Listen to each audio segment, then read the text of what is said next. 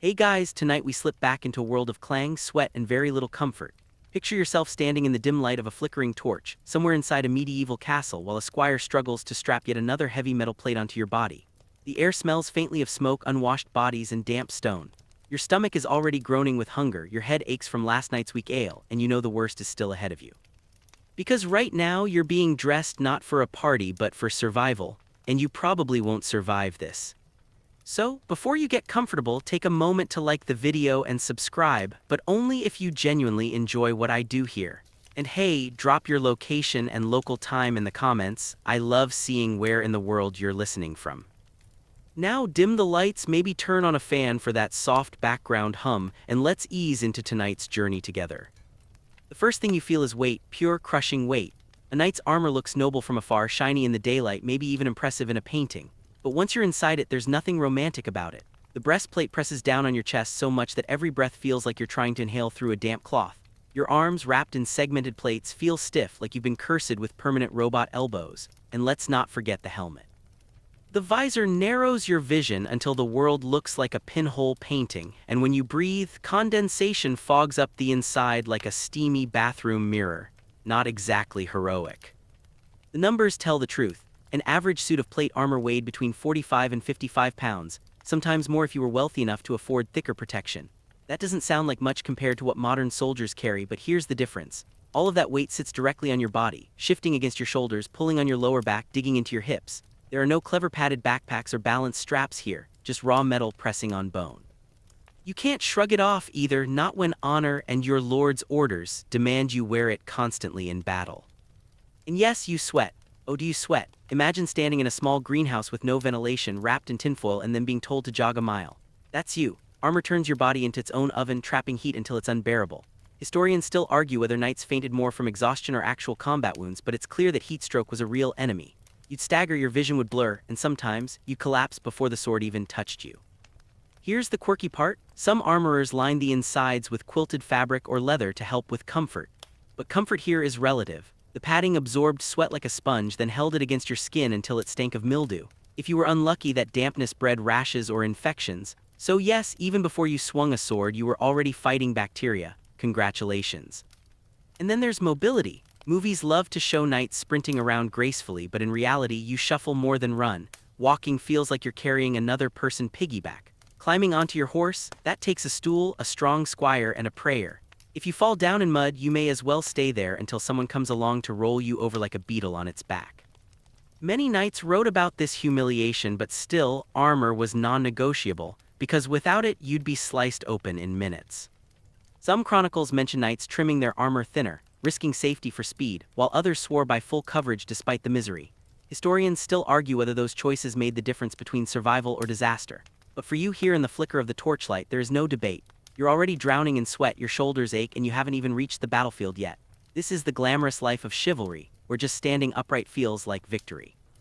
Your horse is waiting outside in the stable yard, and you can hear it long before you see it. The heavy snort, the clatter of hooves on cobblestone, the impatient stamping that says, "Feed me or forget it." A knight without his horse is like a fisherman without a net, pretty much useless. The problem is, your so-called noble steed is more of a money pit than a loyal companion. This animal is not a small riding pony.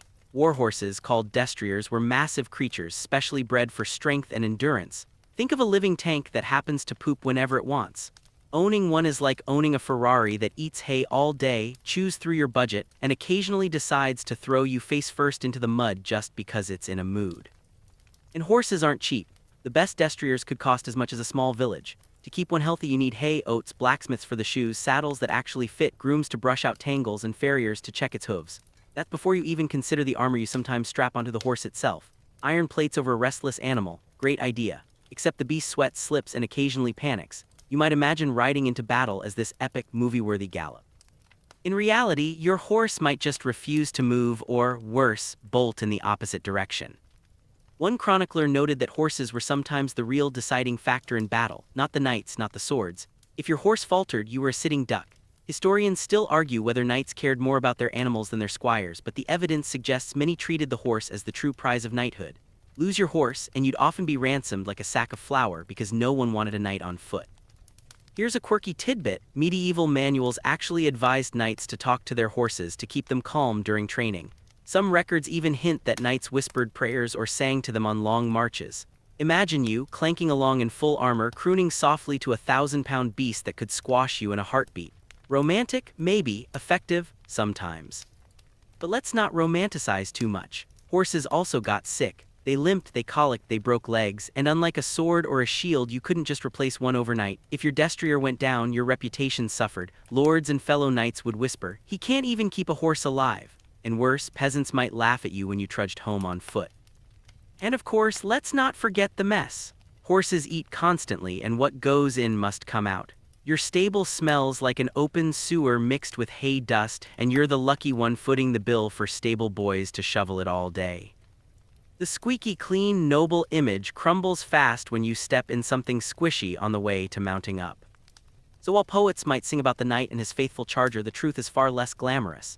Your destrier is moody, expensive, and occasionally suicidal, but still you need it. Because without that beast under you, you're not a knight, you're just an overdressed infantryman waiting to be trampled. The clang of swords echoes in your ears long before you reach any battlefield. Because before a knight can even dream of swinging a weapon at an enemy, you have to train, and train, and train again. You don't simply wake up one morning, strap on armor, and suddenly become heroic. No, you start as a boy, barely out of childhood, handed a wooden sword that feels heavier than your skinny arms can handle. From that moment on, bruises become your constant companion. Your day begins early. Before dawn, while the castle is still wrapped in chill air, you stumble out into the training yard. The ground is packed dirt, cold and damp, and the master at arms waits with a stick in his hand, ready to strike you if you're late, slow, or clumsy. There's no coffee to wake you up, no gentle warm-up. You pick up your training sword and you swing until your shoulders burn. Then you keep swinging. Then you switch arms, because a true knight must fight from either side. Sword drills are only the beginning. You wrestle with other boys in the mud, practice shield walls until your arms ache from the weight, and run laps in heavy gear while everyone shouts insults at you to build endurance. The bruises never fade, they just overlap each other like a badly painted canvas. You crawl into bed at night with muscles screaming, only to wake up and do it all again. It's not just swords either. You're expected to master lances, axes, and maces.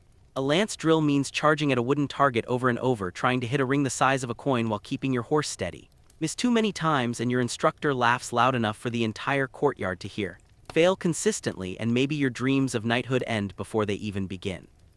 Here's the mainstream fact. Training for knighthood could last 15 years, beginning as a page around age 7, then as a squire in your teens, before finally earning the title of knight in your early 20s. That's over a decade of fetching, carrying, scrubbing, and bruising before anyone even calls you sir. And here's a quirky tidbit. Some training manuals recommended practicing with tree trunks and rocks instead of weapons, so that swords would feel light by comparison. Imagine a scrawny teenager trying to hoist a log twice his size, your back would hate you for life. Still, the idea was that if you trained with impossible weight, real weapons would feel almost manageable. Almost. But even with years of practice, skill was no guarantee. Historians still argue whether medieval knights were truly elite warriors or just heavily armed men relying on intimidation. Some chronicles gush about their skill, others mention knights flailing around awkwardly, saved only by their armor. Maybe you're a prodigy with a blade, or maybe you're just the guy who gets smacked around during practice and still shows up the next morning. There's also the mental strain. Every blow you take is a reminder that failure means ridicule, and ridicule spreads like wildfire in the tight-knit knightly community. One slip, one poorly executed parry, and you're the joke of the castle for weeks. And yet you press on because stopping isn't an option.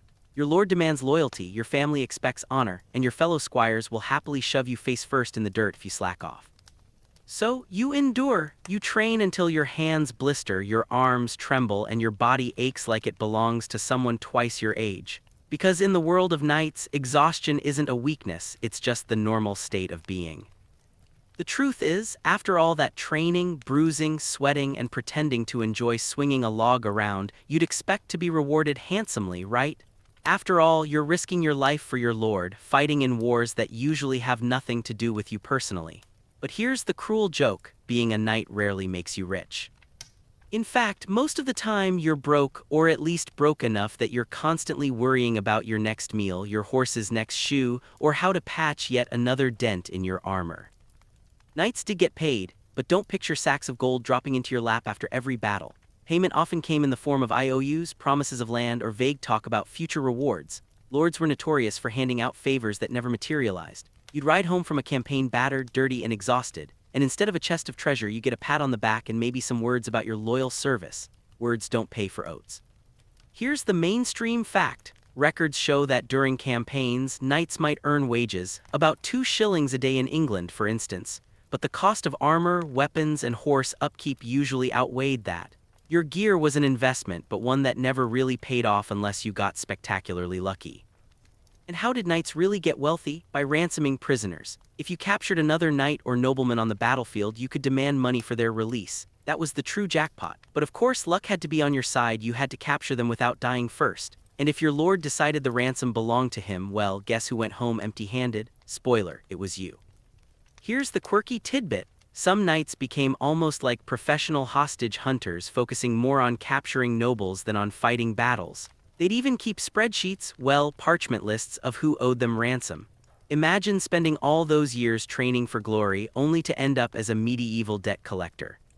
Historians still argue whether the majority of knights were truly wealthy elite, or if many were just struggling soldiers trying to keep their heads above water. The image of knights as rolling in riches is largely a fairy tale. The reality looks a lot more like constant debt, begging for favor, and praying your horse didn't need new shoes this month. The worst part, even if you did get land as a reward, land came with peasants, taxes, and endless responsibilities. It wasn't a gift, it was a headache. And if you didn't manage it properly, your so-called fortune collapsed quickly. Lords were always watching, ready to strip your holdings if you displeased them, and rival knights might try to challenge your claims. Money wasn't security, it was just another battlefield. So while ballads might sing of gallant knights living in splendor, the truth is far duller. You're more likely counting coins in a smoky tavern. Hopping the ale is cheap enough to drown your worries than feasting in a golden hall. You've risked your life, trained since boyhood, and carried the weight of 50 pounds of metal on your back, only to realize you're still basically broke. Rain falls again because of course it does. The clouds don't care that you're supposed to look heroic in shining armor. Instead, every drop that lands on your steel plates is the beginning of a battle you can never truly win, the war against rust. Metal might protect you from swords and arrows, but it does not forgive you for sweating, marching, or even breathing too close. And once rust takes hold, it spreads like gossip in a tavern. You wake up one morning, groggy from another sleepless night on a lumpy bed, and your squire whispers nervously, "Sir, there's a brown spot on your breastplate, just one tiny dot the size of a coin." By the end of the week, that dot has bloomed into a jagged patch, eating away at your expensive armor like termites in a wooden house. You panic not because it looks ugly, but because rust weakens the very plates meant to keep you alive. Here's the mainstream fact. Medieval knights had to constantly clean, polish, and oil their armor. They used cloths, sand, vinegar, and even urine to scrub the steel. A single day in rain or mud meant hours of cleaning afterward. Imagine finishing a brutal battle and then spending half the night rubbing down metal, too tired to stand but too scared to let your only protection corrode. And let's talk about sweat. You can't stop your body from sweating inside that metal oven you wear all day. The moisture seeps into joints and hinges where it festers. Hinges are the worst, they seize up if you don't care for them daily, leaving you clumsy on the battlefield. Some knights had squires carry portable cloths just to wipe down armpits, elbows, and knees mid-march. Not glamorous, but necessary. Here's a quirky tidbit. Some desperate knights tried coating their armor in pig fat to ward off rust. It worked sort of, but the smell turned them into walking bacon strips. Dogs would follow them, peasants would complain, and worse, the fat itself went rancid quickly. So yes, you were protected from rust, but also smelled like a spoiled feast. Historians still argue whether armor was actually as shiny as we imagine from movies and museum displays. Many suggest it was dull, battered, and stained most of the time. That gleaming knight image likely came from ceremonial occasions, not battlefield reality. Out in the mud under gray skis, you probably looked more like a walking cooking pot someone dragged through a swamp. And repairing rust wasn't cheap. A blacksmith could file and reforge pieces, but every repair cost money you didn't really have. Let one piece rust too far and you'd need a replacement entirely. Lose enough gear and suddenly you weren't a knight anymore, you were just a man with sore shoulders and no armor to show for it. So every day is the same. Rain, mud, sweat, rust. Scrub, polish, oil, repeat. Your sword might break, your horse might wander off, and your pay might never arrive, but the rust always shows up on time. If chivalry means endless polishing, then you're living it to the fullest. Your stomach growls again, and this time it's not from nerves. It's because your diet as a knight is, let's just say, not worth bragging about. Forget feasts of roasted boar and golden goblets of wine, that's for the lords and kings you serve. For you, most days are a parade of bland grains, thin stew, and bread so tough it could double as a weapon. Picture this: you sit at a long wooden table in the castle hall, the air thick with smoke from torches and the chatter of servants rushing past. A bowl is plunked in front of you, some barley, a few turnips floating in gray broth, and maybe a scrap of salted pork if you're lucky. The bread beside it, hard enough to chip a tooth. You soak it in the stew just to make it chewable, and even then it feels like punishment. Here's the mainstream fact: knights, despite their status, often ate similar fare to peasants when not at grand feasts. Bread, pottage, a kind of thick stew, and ale made up most of the diet. Meat was rare for lower-ranking knights unless their lord provided it after a hunt or victory feast. So no, you weren't gnawing on turkey legs every day like in fantasy shows. The problem is variety, or rather, the lack of it. Salted fish, dried peas, onions, cabbage, and whatever could be preserved for long campaigns filled your rations. Fresh fruit, exotic spices, forget it. Those were luxuries reserved for the upper nobility or the clergy. On campaign, it got even worse. Sometimes meals were little more than hardtack biscuits and whatever animals could be acquired from unlucky peasants along the march. Here's a quirky tidbit: knights sometimes carried travel cheese, a rock-hard wheel that could last for months but required hammering into pieces. Imagine smacking your dinner with the blunt end of a mace just to get a bite. Some chroniclers joked that it was easier to break a sword than that cheese. And let's not pretend the food was safe. Storage methods were primitive, meaning mold, rot, and worms were regular dinner guests. You scrape the green fuzz off your bread and eat it anyway because hunger doesn't care. Ale was safer to drink than water since the brewing process killed bacteria, but it also left you lightheaded, stumbling through practice drills with a slight buzz.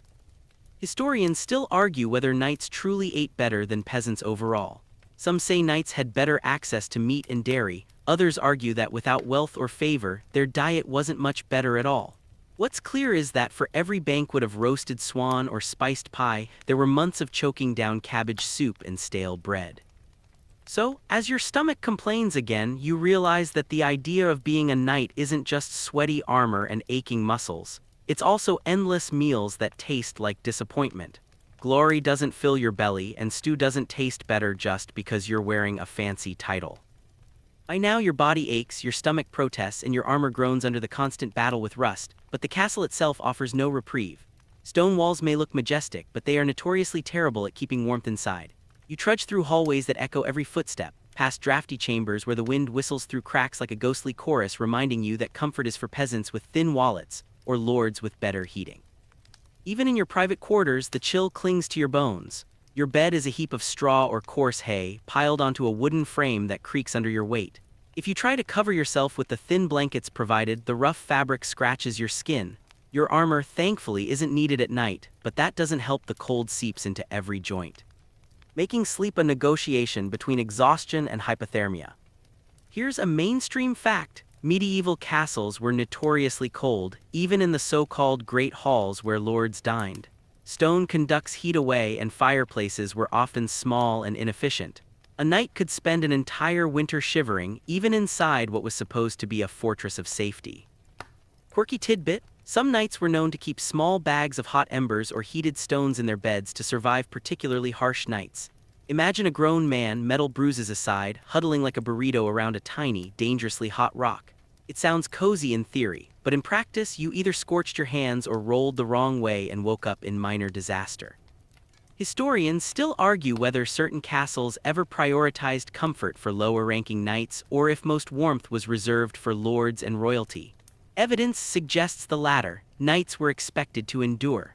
Drafty rooms, cold floors, and icy stone beds were just another trial in their long list of miseries. And you can forget about privacy. The Great Hall might serve as the sleeping area for multiple knights, squires, and other retainers, all sharing air thick with smoke, sweat, and let's face it, general body odor. The cold is the least of your problems when everyone around you snores, farts, and flails in hay-stuffed mattresses. Even the torches offer limited help.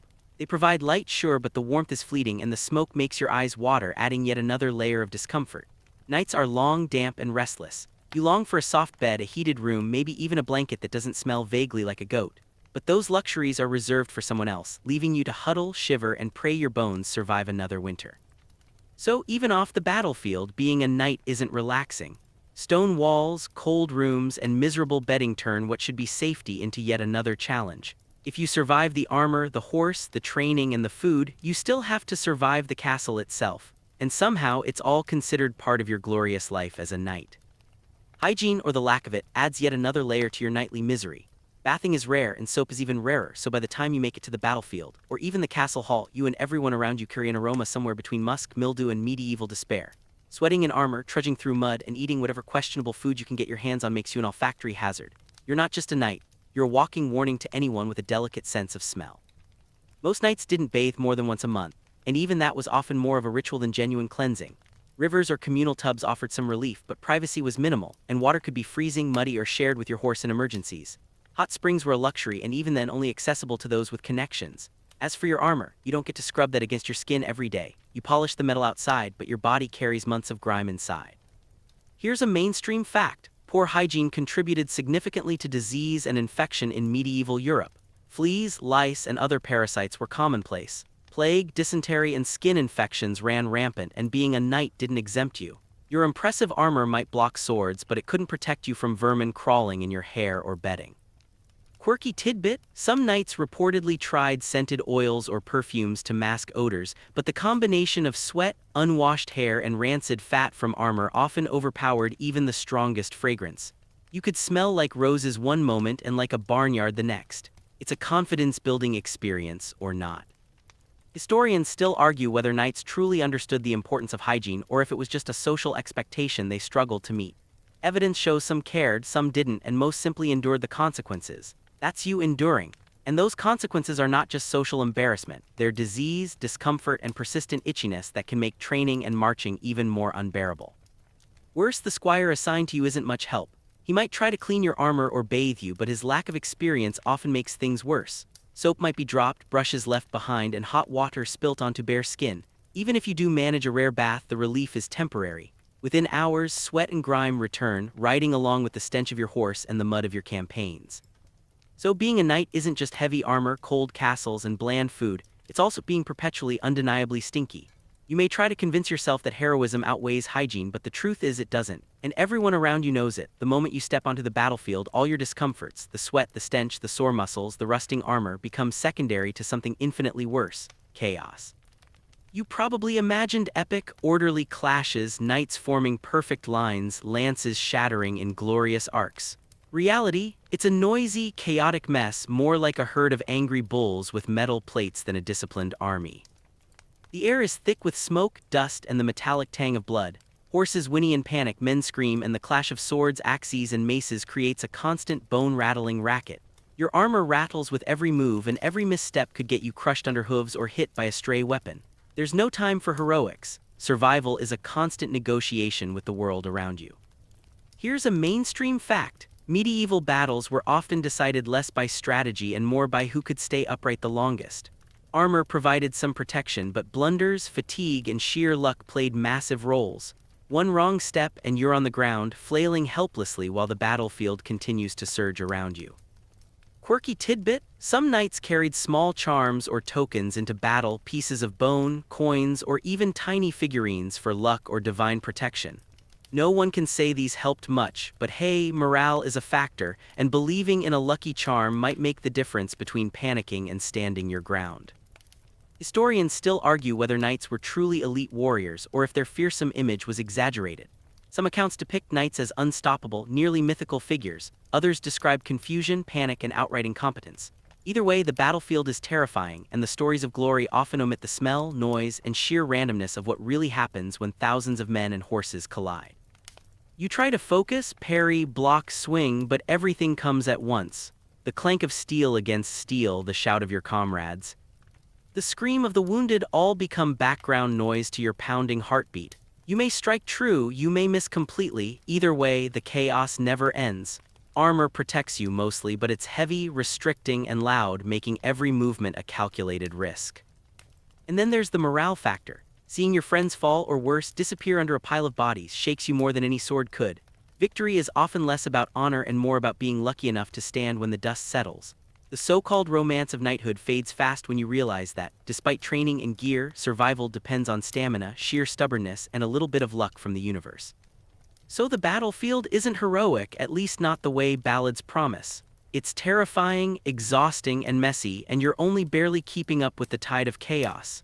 This is where your dreams of glory clash with the stark, brutal reality of being a medieval knight. Ah, the joust, the event everyone pictures when they think of knights. Shining armor charging at each other with lances, banners fluttering, crowds cheering. In reality, jousting was more brutal, awkward, and sometimes downright humiliating than your imagination allows. The tournaments were dangerous, expensive, and occasionally rigged by jealous nobles who didn't want you to shine. You arrive at the lists, your armor polished just enough to gleam under the sun, horse restless beneath you. The crowd cheers, but you don't hear it. You're too busy trying to remember which end of the lance goes where, and hopping the strap holding your visor doesn't snap mid-charge. The first tilt sends you forward, lance aimed, horse clattering, and for a fleeting second it feels almost cinematic. Then the other knight hits, your lance splinters, and you wobble. The horse swerves. Your armor clanks like a xylophone. Glory is fleeting, embarrassment is permanent. Mainstream fact: jousting injuries were common, from bruises to broken limbs and sometimes death. Even seasoned knights weren't immune. Unlike the movies, there was no perfect choreography. One misjudged angle, one slippery patch of ground, and you were on the dirt, helmet dented, lance shattered, and pride in tatters. Quirky tidbit: some tournaments had knights compete with specially designed blunt lances to reduce fatalities, but accidents still happened. Some chroniclers claim certain nobles would secretly sharpen their tips, giving themselves an unfair advantage. If you weren't careful, you could get more than a bruise, maybe a broken jaw or a concussion, all while the crowd cheered politely. Historians still argue whether jousting was a sport, training exercise, or display of social dominance. Some believe it primarily taught battlefield skills, others suggest it was more about impressing potential patrons and gaining prestige. For you standing in that dusty arena, the debate doesn't matter. What matters is holding your horse steady, aiming your splintered lance, and somehow avoiding complete humiliation.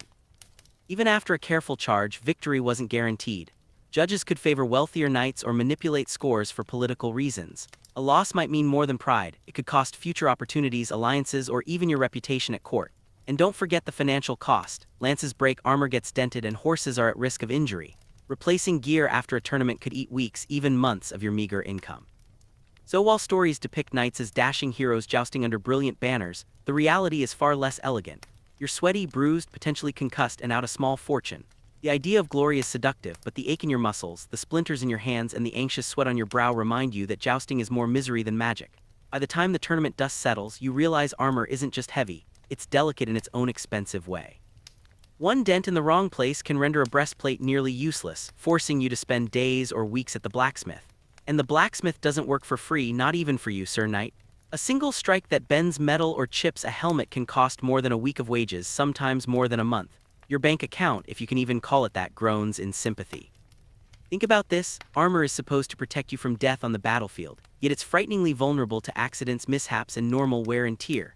Drop a shield, fall off your horse, or collide with a fellow knight, and suddenly you're not invincible, you're just out of money and struggling to hold your posture. Your squire scrambles to fix minor dents, rubbing metal with oil and cloth, but some damage requires professional attention. That means walking to the smithy, waiting your turn, paying in coin, and praying your armor holds until it's repaired. Mainstream fact: medieval records show that armor repairs could consume a substantial portion of a knight's income. Wealthy lords might cover some costs, but most knights paid out of pocket. A single campaign could leave you deeper in debt than when you started. That's assuming nothing catastrophic happens, like a lance piercing your cuirass or a blade shattering your gauntlet. Quirky tidbit: some knights used improvised fixes, stuffing leather or cloth behind dents to buy time before proper repairs. It wasn't pretty, and it often made you clunkier, but at least it kept you in one piece for the next battle. You might look ridiculous, but surviving slightly ridiculous is better than dying heroically. Historians still argue whether the cost of maintaining armor outweighed its advantages in actual combat. Some suggest that many knights would have been better off with lighter, cheaper gear. Others insist the protection was indispensable. For you, standing in the yard, brushing out the grime and eyeing the dent that appeared yesterday, it doesn't matter. You've already learned that survival comes with a constant price tag. And the process is relentless. The blacksmith's hammer rings in your dreams, each dent or scratch nags at your thoughts. You polish, oil, file, and worry endlessly. One wrong move, one patch of rust ignored, and your precious investment is compromised. Armor is both your shield and your burden, a complicated, unrelenting companion in a life that promises danger at every turn. So after training, battle, and tournaments, you face yet another trial: the meticulous upkeep of the very gear that defines you. It's a ceaseless cycle of labor, expense, and worry, reminding you that being a knight isn't just bravery, it's managing chaos in steel form. Even if you somehow survive battles, tournaments, and the constant upkeep of armor, there's always someone richer, stronger, or better connected than you, ready to remind you of your place. Nobles and higher-ranking knights overshadow you at every turn, taking credit for victories you risked your life to achieve. Your achievements are rarely yours to celebrate, they belong to a lord, a patron, or a cousin with better birthright. Imagine returning from a grueling campaign. Your clothes soaked in sweat, your muscles screaming, your armor battered and dented, only to be told by a wealthier knight, "Well, that was my plan all along, you just executed it." Your courage and skill mean nothing when rank, lineage, and money dictate respect. You bow, smile politely, and bite back the resentment, knowing that your reputation is fragile and anyone with more gold can overshadow your valor. Mainstream fact: medieval society was rigidly hierarchical, and knights often found themselves stuck beneath barons, earls, and kings who dictated both their actions and their rewards. Promotions, land grants, and titles frequently went to those with better connections rather than those with superior skill. Here's a quirky tidbit. Some knights would secretly embellish battle stories to make themselves look better in the eyes of wealthier peers, hoping to climb the social ladder. One chronicler even mentions a knight fabricating an entire duel victory against imaginary foes just to impress a visiting lord. That's right, your status might depend on storytelling skills as much as swordsmanship. Historians still argue whether medieval knights truly valued merit or were primarily concerned with wealth and status. The evidence suggests a complicated mix. Bravery mattered, but money and connections mattered far more. For you, this means that no matter how many battles you survive, someone with a fancier helmet and a fatter purse could always snatch your glory away. And this constant comparison isn't just about pride, it affects survival. Nobles decide who goes to battle, who leads charges, and who receives the spoils. Cross the wrong person or fail to flatter them appropriately, and your position becomes precarious. Jealousy, intrigue, and favoritism can undo years of effort in an instant. So even if you've endured armor, food, and battlefield chaos, you still contend with social pressure, envy, and a hierarchy that often treats skill as secondary. Your sword may be sharp, your lance steady, but in the world of knighthood your status is always at risk, and someone wealthier or more politically savvy can always claim the spotlight. Marching. It sounds simple, but as a knight it is anything but. The roads are muddy, uneven, and often little more than cow paths stretch between villages. You trudge for hours, sometimes days, with your horse clopping along behind you, armor rattling, boots sinking into the mud. Rain turns trails into rivers of slop, and every step tests both your balance and your patience. Campaigns demand relentless movement. You rise before dawn, pack your meager belongings, feed your horse, and set out for destinations that are rarely explained in detail. Nobles often issue orders with vague motivations, sometimes for glory, sometimes for land disputes, or occasionally just to satisfy their own boredom. You follow because refusing isn't an option and complaining is dangerous. Mainstream fact: medieval armies often marched 15 to 20 miles a day, sometimes more, while carrying weapons, armor, and supplies. For knights, this meant additional strain because their gear could weigh up to 60 pounds, and the horse's tack added further burden. Fatigue accumulates quickly, and sore feet or a misstep could turn into a serious injury. Quirky tidbit: some knights trained their horses to march in formation for hours, but even the best trained destrier would occasionally stop to graze or wander off, forcing the knight to chase it through mud and muck. You might imagine a disciplined parade, but the reality was more like herding stubborn giants in armor. Historians still argue whether these long marches were as strategically necessary as commanders claimed, or if they were sometimes punishment disguised as preparation. Either way, knights endured them, often under harsh weather with little food and constant worry about ambushes from bandits or enemy scouts. The journey itself was a battle. And fatigue isn't just physical. Marching day after day in rain, mud, and cold erodes morale. You wonder why you signed up for this, why your ancestors thought glory was worth it, and whether the people cheering from the safety of their castle walls would even notice your misery. Conversations among knights often revolved around complaints, superstitions, and small victories, like successfully navigating a particularly treacherous river crossing. So the march is relentless. It tests your endurance, your patience, and your sanity. Even before the battlefield or tournament awaits, you've already fought a war against mud, weather, and exhaustion. This is the reality that no epic ballad mentions. The hours spent trudging over sodden fields, horse hooves sinking, armor scraping, all for a vague promise of glory that may never come. Religion, whether you like it or not, weaves itself into every part of your life as a knight.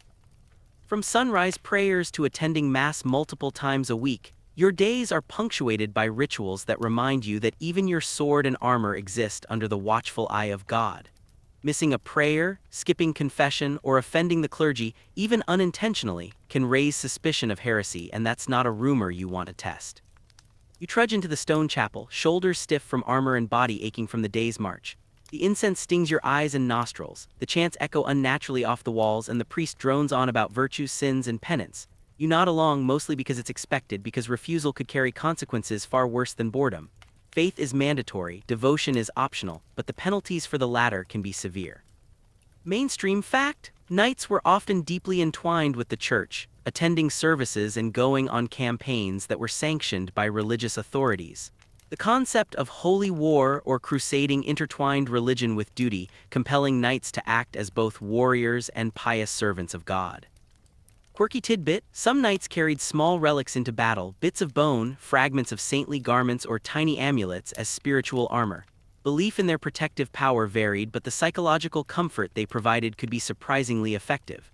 You, of course, may have worn one tucked under your breastplate, hoping it keeps more than just your soul safe.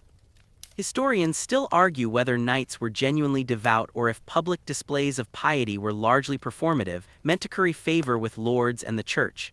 Evidence suggests a mix. Some truly believed in divine protection, others went through the motions to maintain social and political standing. Either way, attendance was non-negotiable. And prayer isn't the only demand. Confession, almsgiving, and observing feast days and fasts all require energy, attention, and sometimes money. Failing these duties, or merely appearing to fail, could invite criticism or punishment.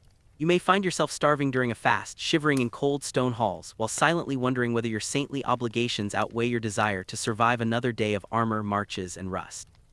So even amid all the chaos, sweat, and mud, religion is a constant presence. It shapes when you move, what you eat, and how you behave, offering comfort to some and constraint to others.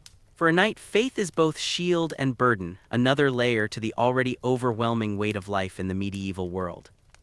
Even when you think you've mastered the physical, social, and spiritual challenges of knighthood, there's still the issue of politics.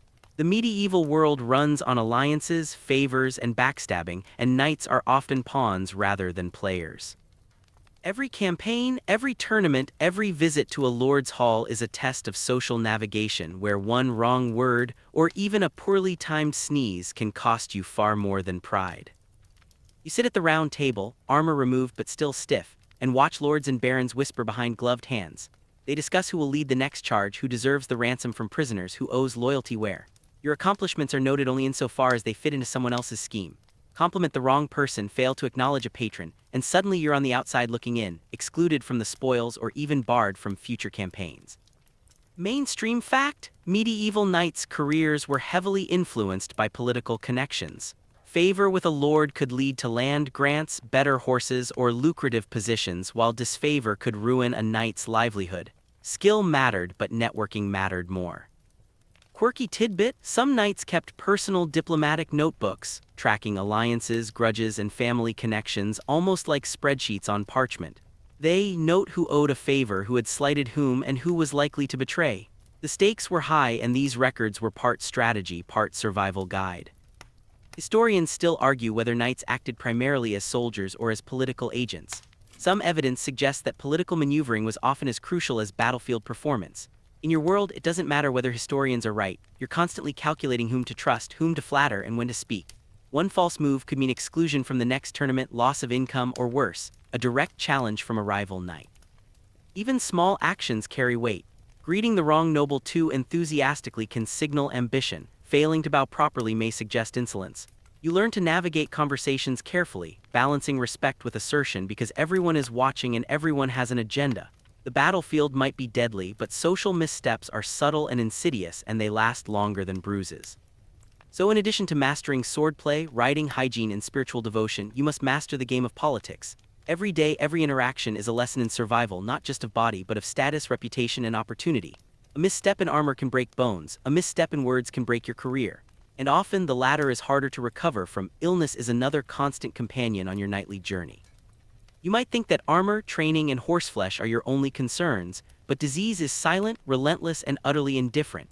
Even minor infections from scratches or cuts can spiral into serious problems without proper care, and medieval medicine isn't exactly known for miracles.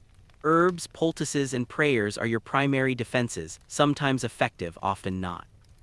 You wake one morning feeling off, feverish headache pressing behind your eyes, your joints aching as if every bone remembers yesterday's march. You might brush it off, blaming a hard fall or cold weather, but your body knows better. Knights couldn't simply take a sick day. Campaigns marched on, lords demanded presence, and absences were noticed. Weakness was risky. Appearing sick could mark you as vulnerable to enemies or rivals within your own ranks. Mainstream fact: medieval knights were highly susceptible to diseases such as dysentery, typhoid, and influenza, particularly during campaigns. Poor hygiene, contaminated water, and close quarters made illness almost inevitable. Even minor fevers could sideline a knight for weeks. Quirky tidbit: some knights drank concoctions made from crocodile dung, vinegar, or other bizarre ingredients to ward off illness. Effectiveness? Questionable. Stomach churning? Absolutely. You might sip a foul potion, grimace, and pray it works, all while realizing that the only thing guaranteed is regret. Historians still argue whether knights had any real advantage in surviving disease over ordinary soldiers. Some evidence suggests that access to better food, clothing, and care helped slightly, but epidemics didn't discriminate. Even elite warriors could be felled by a simple flu or contaminated water. And it's not just the battlefield or the march. Even within castle walls, illness lurks. Drafty rooms, shared bedding, and damp stone can exacerbate minor colds into serious respiratory issues. Your squire or fellow knights might be carriers, spreading germs unintentionally. One bout of dysentery and you're bedridden while campaigns continue without you, your reputation quietly eroding with every missed skirmish. So disease adds a quiet but persistent layer of misery. Your sword, armor, horse, and skill can't defend you against an invisible adversary. Survival depends on vigilance, luck, and sometimes sheer stubbornness. And unlike combat injuries, illness offers no heroics, no glory, only weakness, discomfort, and the anxiety that tomorrow your body may betray you again. Sleep, when it comes, is rarely restful. You might imagine collapsing into a soft bed, dreamily drifting into blissful oblivion after a long day of training or battle, but that's another fairy tale. Instead, sleep is fragmented, interrupted by cold, aches, snoring companions, or the distant sounds of watchmen packing the castle walls. Even when your body screams for rest, your mind rarely quiets. You lie on a thin straw mattress, staring at the ceiling beams, counting the hours until the morning bell, listening to rats scuttle or the wind whistling through cracks. Armor may be off, but your muscles remember every march, every swing, every dented plate. The aches and stiffness cling, and your imagination replays every minor embarrassment from the day. A stumble during drills, a missed strike in the joust, a squire's sarcastic comment that stung more than any lance. Mainstream fact: chronic sleep deprivation was common among knights and soldiers in medieval times. Campaigns, watches, and the discomfort of castle life meant that quality rest was rare. Lack of sleep contributed to slower reactions, poor judgment, and increased susceptibility to illness and injury. Quirky tidbit: some knights reportedly slept with small weights or stones beneath their pillows, believing it would improve posture or ward off nightmares. Whether this helped or merely made rolling over awkward, no one really knows, but at least it was something to do while lying awake. Historians still argue whether knights managed fatigue effectively or if exhaustion was just an accepted part of life. Diaries and letters suggest a mix. Some knights endured incredible strain, functioning despite chronic tiredness, while others simply collapsed wherever they could. Your situation likely falls somewhere in between, lying awake, too sore to move easily, and listening to the castle settle around you. And there's another layer: fear. Even in sleep, your mind remembers the chaos of battle, the sharp edges of weapons, the unpredictability of horses, and the whispers of rivals. Dreams are often just extensions of the day's anxieties, vivid nightmares of humiliation, defeat, or death. Waking does not necessarily bring relief, the cycle continues. So sleep isn't sanctuary, it's a temporary truce with your body and mind. Even when you close your eyes, you carry the weight of armor, the sting of blisters, the echo of conflict, and the constant pressure to survive. Rest is necessary, but it is never easy, and it rarely feels complete. For a medieval knight, peace comes not in comfort, but in the rare moments when exhaustion finally conquers awareness. Then there's the horse, your loyal destrier, which is both your lifeline and your constant headache. A knight without a horse is just a man with heavy metal strapped to his body. Caring for a warhorse is relentless, feeding, grooming, shoeing, and cleaning up after it, all while making sure it doesn't die or get stolen. And these aren't your ordinary farm horses. These are massive, expensive, temperamental animals trained for battle, prone to panic at the slightest noise. You wake before dawn, hands raw from yesterday's handling, to check on your mount. The stable smells of manure and damp straw, the horse snorts impatiently, and you have to calm it down without losing a finger. One misstep, one poorly tied harness, and the creature could bolt, injuring itself or you. Horses are precious, and losing one is a catastrophe on every level, financially, tactically, and socially. Mainstream fact: a knight's horse could cost more than a year's wages for a lower-ranking squire or knight. Specialized training made them valuable assets, and their condition directly affected a knight's battlefield effectiveness. Quirky tidbit: some knights would decorate their horse's tack with tiny charms, feathers, or painted symbols, both to identify them on the battlefield and to ward off evil. It was part superstition, part spectacle, but it often made the horse fidgetier than usual, adding yet another challenge.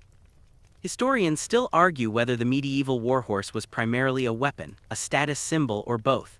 Evidence suggests it was inseparably linked to a knight's identity. Lose the horse and you lose much of your status and mobility.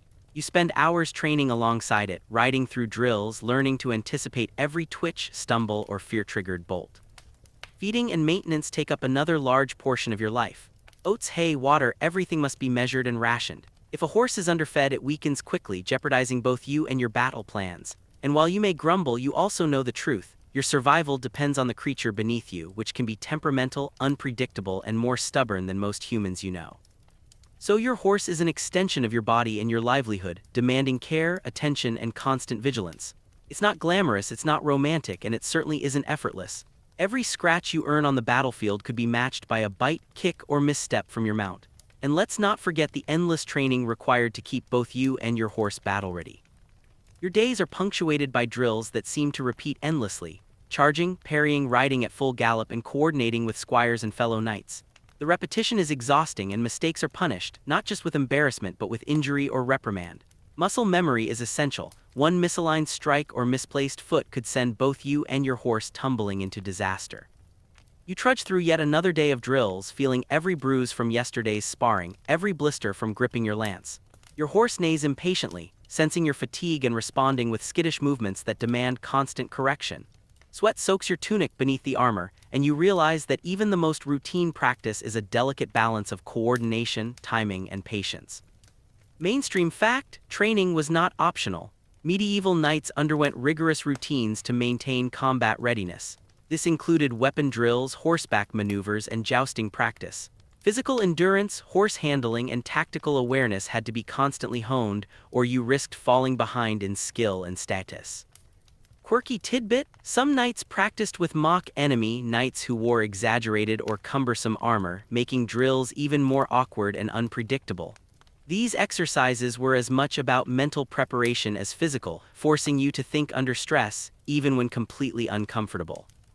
Historians still argue whether this level of daily training produced elite warriors or merely perpetuated a cycle of exhaustion and injury. Evidence suggests both. Some knights clearly benefited, becoming formidable opponents, while others barely survived the regimen, carrying injuries into actual battles. And the mental strain is just as intense as the physical. Every misstep on horseback or with your weapon is logged in your mind, replayed as a cautionary tale or a source of self-doubt. You constantly assess not only your performance but your horse's, your squire, and the other knights. One lapse in judgment can cascade into disaster, whether in training or actual combat.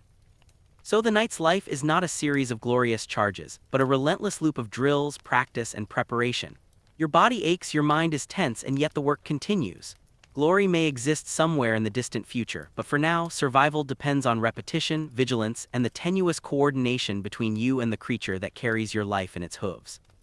Armor, weapons, horses, training, politics, illness, hygiene. By now you might think you've endured the worst of it, but morale is another battlefield entirely.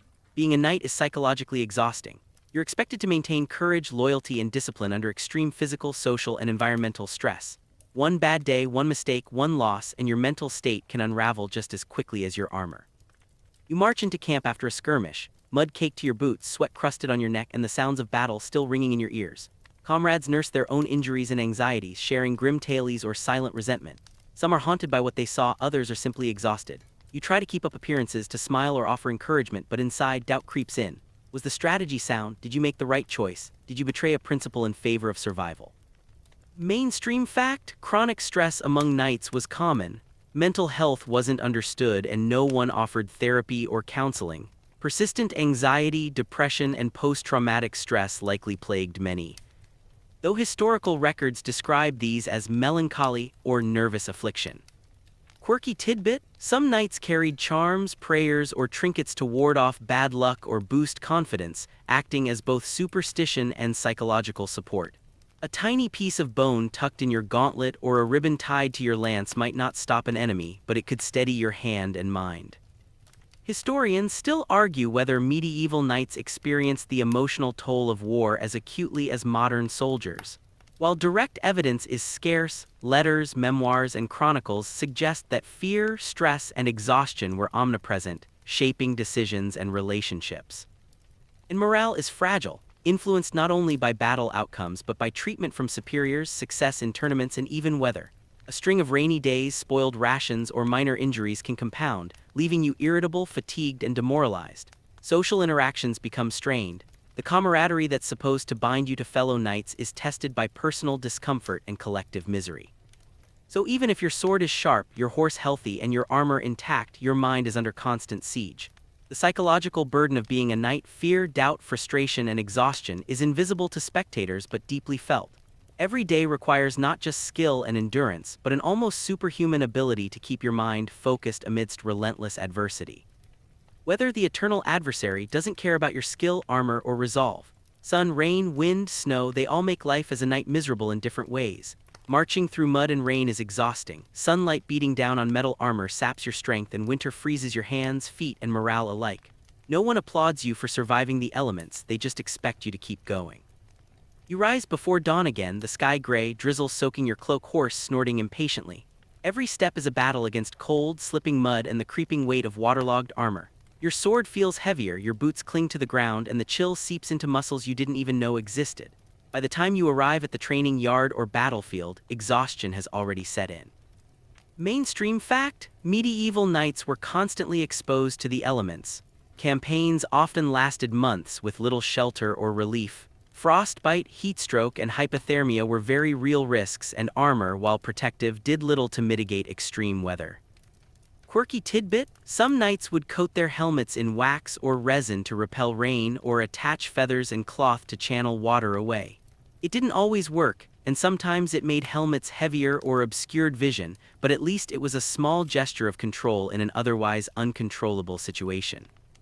Historians still argue whether medieval campaigns were more limited by weather or logistics. Some evidence suggests entire battles or movements were postponed or abandoned simply because conditions made marching or combat impossible.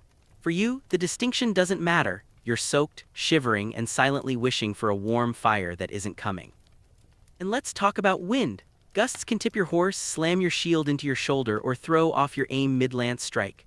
Snow hides hazards in the terrain, mud masks pitfalls, and sun can blind you while reflecting off polished metal. The environment is relentless, and survival often depends more on endurance and patience than on skill or courage. So the elements are another layer of unglamorous adversity. Armor doesn't protect from cold, rain, or heat. Horses can struggle as much as their riders. Marches are brutal, morale sinks.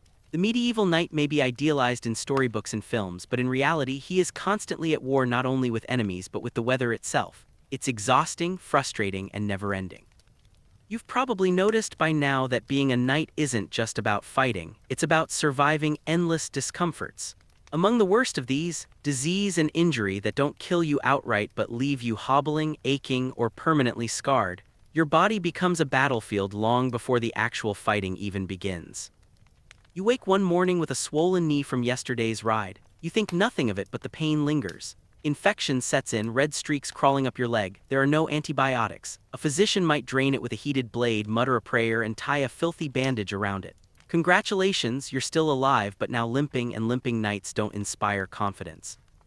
Mainstream fact: many knights lived with long-term injuries.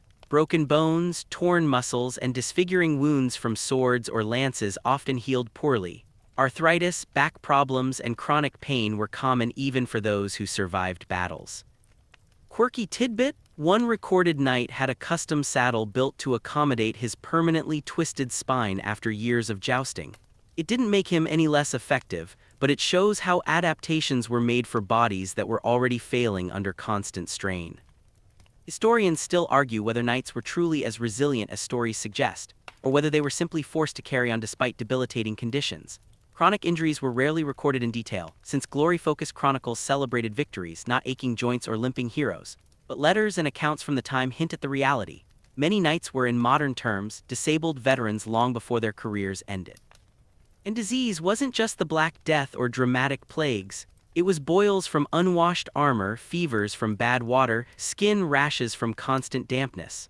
A knight might suffer weeks of misery, unable to ride properly or hold a weapon firmly, yet still be expected to fulfill his duties. Your daily reality becomes a grim negotiation with your body.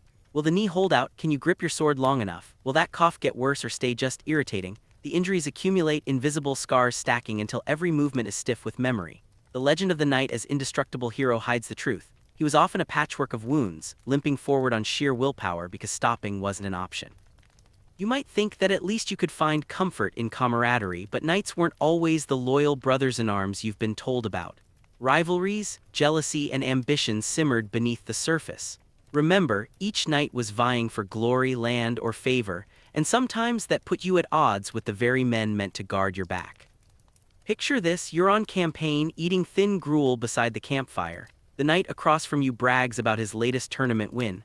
Another sneers at your dented armor. Someone laughs about your horse's stumble in the mud. It's all in jest, supposedly, but the tension lingers. You're supposed to trust these men in battle, yet they're also your competition.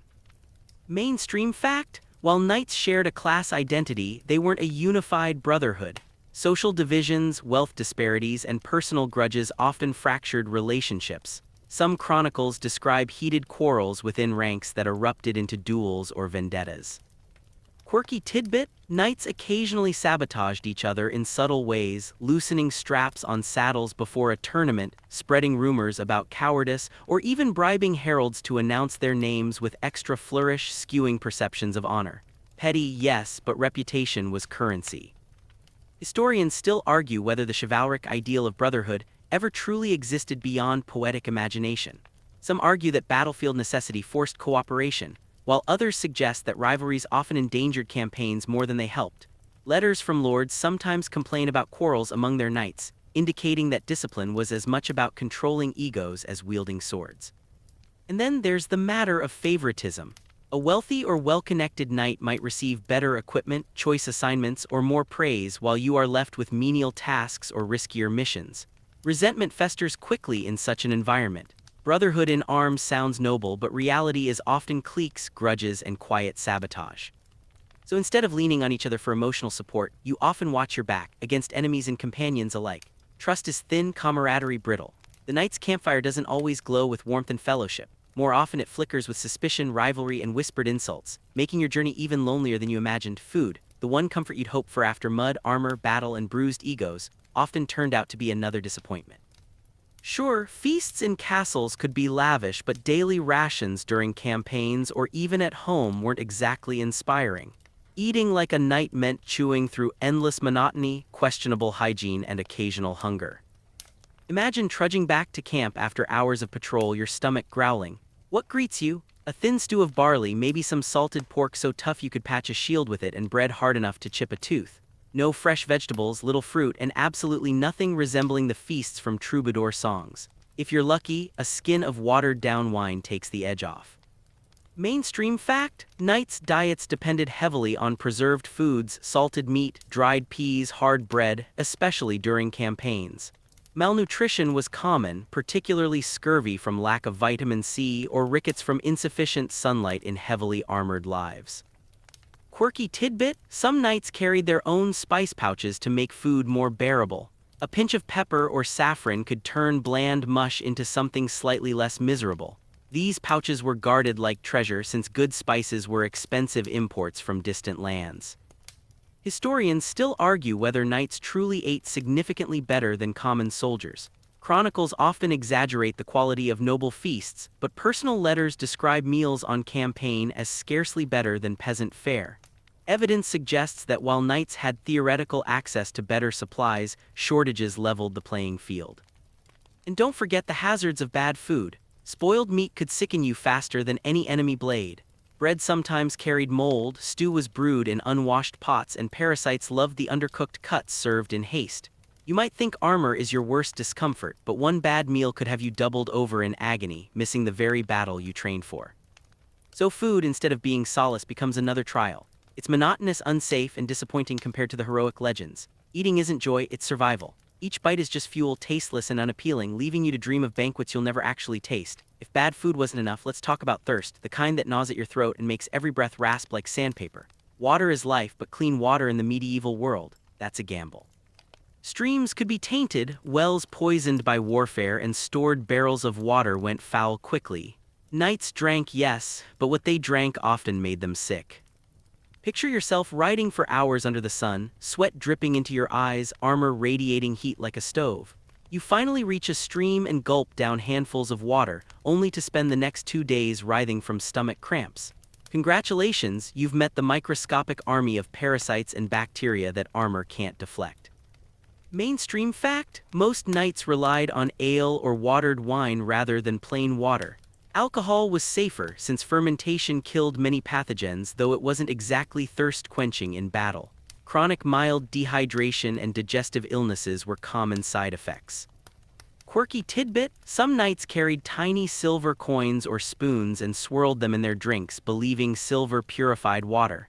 While not entirely effective, silver does have antimicrobial properties, so this superstition wasn't completely off base. Historians still argue whether water was truly avoided altogether, or whether necessity forced more reliance on rivers and wells than noble sources admitted.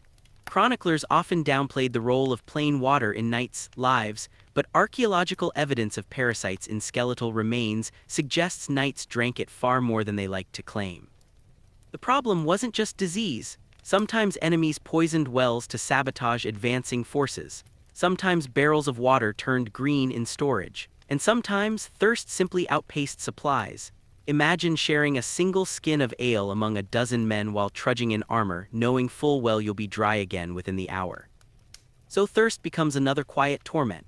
You're armored, armed, and mounted, but powerless against dysentery from bad water or the gnawing headache of dehydration. A knight might charge with courage, but if his throat is parched and his gut twisted, he's as vulnerable as any farmer in the fields. And then there's money, the invisible chain around your neck heavier than any armor. Knights were expensive to make and even more expensive to maintain. Your weapons, armor, horse, squires, and servants all cost coin. Campaigns promised plunder or payment, but just as often left you broke, owing more than you gained. You might win a tournament, but the entry fees, travel costs, and repairs to your armor often swallow your prize. You might be granted land, but that land requires upkeep, taxes, and management. Even ransoms, the dream of capturing a wealthy enemy knight and demanding gold, could backfire if negotiations stalled or your lord claimed the prize for himself. Mainstream fact: knights were financially burdened by their own role. The cost of a full suit of armor in later medieval periods could equal several years of a craftsman's wages. A warhorse could cost as much as a small farm. Many knights fell into debt to fund their equipment and obligations. Quirky tidbit: some knights pawned their armor between campaigns, treating it like collateral for loans. Imagine walking into a moneylender's shop with your breastplate under your arm, hoping you could buy it back before the next call to arms. Historians still argue whether knighthood was a true financial privilege or a ruinous obligation. While noble birth gave access to wealth, younger sons often inherited little and struggled to fund their knightly status. Records of knights begging for loans or appealing to lords for financial aid suggest that wealth was far from guaranteed. So the shining knight of legend was often drowning in expenses. Your castle walls might hide unpaid debts. Your sword gleams, but it's been sharpened on credit. And every campaign, every feast, every horseshoe hammered into place pulls you deeper into the quiet desperation of medieval economics. Knights didn't just fight, they hustled, borrowed, begged, and gambled with their livelihoods, all while pretending their coffers were bottomless. By now, you'd hope that at least your reputation, the thing bards sing of, would offer some comfort. But reputation is another burden. Fragile as glass and heavier than steel. One mistake on the battlefield, one rumor of cowardice, one failed joust, and your honor could shatter beyond repair. And in a society where honor was currency, losing it meant losing everything. Picture yourself tilting at a tournament. Your lance splinters early, your opponent unseats you, and you land flat in the mud before a crowd of jeering nobles. You're not dead, but in some ways it feels worse. Whispers spread faster than plague. Did you see how quickly he fell? Even if you fought valiantly yesterday, today's embarrassment stains your reputation. Mainstream fact: medieval society placed immense emphasis on chivalric honor. Knights were judged not only by their deeds but by public perception. A reputation for cowardice or dishonor could strip a knight of patronage, opportunities, or marriage alliances. Quirky tidbit: some knights employed heralds and poets to spin their deeds, ensuring their failures were downplayed while their victories were sung loudly. Think of it as medieval PR, an expensive but sometimes necessary safeguard against gossip. Historians still argue whether the concept of chivalric honor was genuinely lived by knights or largely an ideological veneer. Chronicles paint knights as paragons of valor, but evidence from letters and court records shows many were ruthless, opportunistic, and desperate to maintain appearances rather than live by lofty codes. The pressure to uphold your name never eases. You might face duels over an insult, risk your life to prove courage, or squander wealth on lavish displays to keep your status intact. Every feast, every skirmish, every interaction is shadowed by the question, what will people think? So instead of basking in glory, you live under constant surveillance of reputation.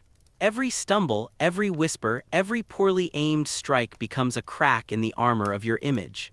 Knights may wear steel, but their reputations are paper-thin, and one tear can ruin them forever.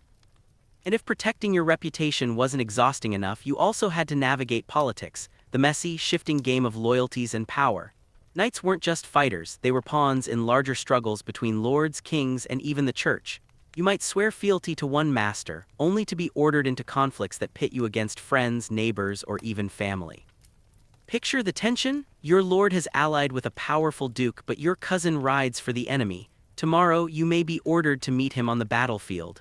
Loyalty demands you obey, but blood ties gnaw at your conscience. In the end, your sword swings where politics points it, no matter what your heart protests. Mainstream fact: knights were bound by the feudal system to serve their lords, often dragged into conflicts they had little personal stake in. Wars could erupt not from noble ideals but from succession disputes, land quarrels, or the ambitions of monarchs. Quirky tidbit: some knights swore oaths to multiple lords at once, creating a web of conflicting obligations. When wars broke out, they scrambled to decide which loyalty to honor, sometimes flipping sides mid-conflict, earning scorn as turncoats, but surviving in a system designed to stretch them thin.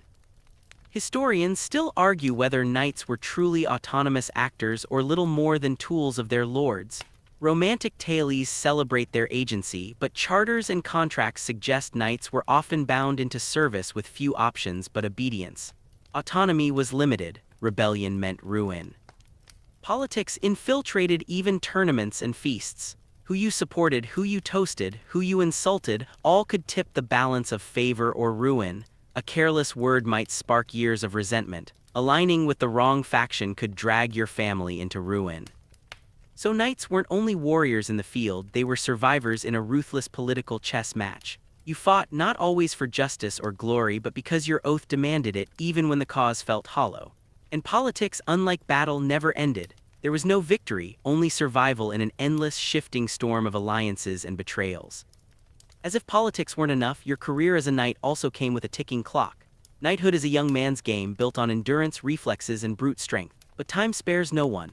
By your 30s or 40s, your joints ache from endless riding, your back stiffens from years in armor, and scars crisscross your body like an old map. You can't charge with the same speed, can't lift your sword for hours as you once did. You wake one morning and realize the younger knights now look at you as the seasoned veteran, a polite way of saying you're slower. The thought gnaws at you. What happens when your body finally refuses to obey? Retirement is no guarantee of comfort. Many knights without land or wealth simply fade into obscurity, serving as household retainers or mercenaries, their glory days reduced to campfire stories. Mainstream fact: knights aged quickly due to the physical strain of combat and training. Arthritis, chronic injuries, and poor medical care shortened their effective careers. Few could maintain peak performance beyond middle age, and many died before reaching it. Quirky tidbit: some older knights had custom armor made with extra room for their bellies or stiff joints, proving that even in decline they clung to the image of martial prowess. Imagine waddling into battle in plate designed like medieval stretch pants. Historians still argue whether most knights truly retired to peaceful lives or whether the majority simply fought until they dropped. Chronicles mention a few famous knights who aged into advisory roles, but the silence about most others suggests they either died young or worked themselves into oblivion. Aging as a knight isn't graceful. You don't get pensions or comfortable villas. You get the same demands as before, but your body betrays you a little more each day. And when you finally can't keep up, you risk being discarded, another relic of war, forgotten while fresh recruits ride past with bright armor and eager grins. At last, the end of your journey as a knight, though it isn't as glorious as the songs promised. Death comes early for many, sudden on the battlefield or quiet in a drafty hall from fever or infected wounds. Those who survive long enough to outlive their prime often fade into obscurity, their names forgotten, their bodies bent and weary. You picture yourself in old age, armor long-pawned, horse sold, sword rusting. Perhaps you find service in a lord's household, training squires who remind you of your younger self, energetic, arrogant, unaware of what lies ahead. Or maybe you return to a small patch of land, eking out a living far from the tournaments and banners you once chased. The world moves on, but you remain a relic of another time. Mainstream fact: while some knights secured land or titles, many ended their lives with little wealth or recognition. Chronicles celebrate a few shining names, but the vast majority disappeared into anonymity, their hardships unrecorded. Quirky tidbit: some knights retired into monastic orders, trading swords for prayer beads. After years of bloodshed, the cloister's quiet must have seemed like paradise, even if the beds were still hard and the food bland. Historians still argue whether knighthood was truly a path to lasting status or more often a short-lived blaze that burned out young. The evidence suggests both: a handful of legends and countless forgotten men whose lives were every bit as grueling but far less remembered. And so, the reality sets in. Being a knight was less about honor and more about endurance, less about shining glory and more about surviving mud, debt, hunger, rivalry, weather, wounds, and doubt. The legends that sparkle in books and films are only fragments, polished and selective. The truth: it sucked.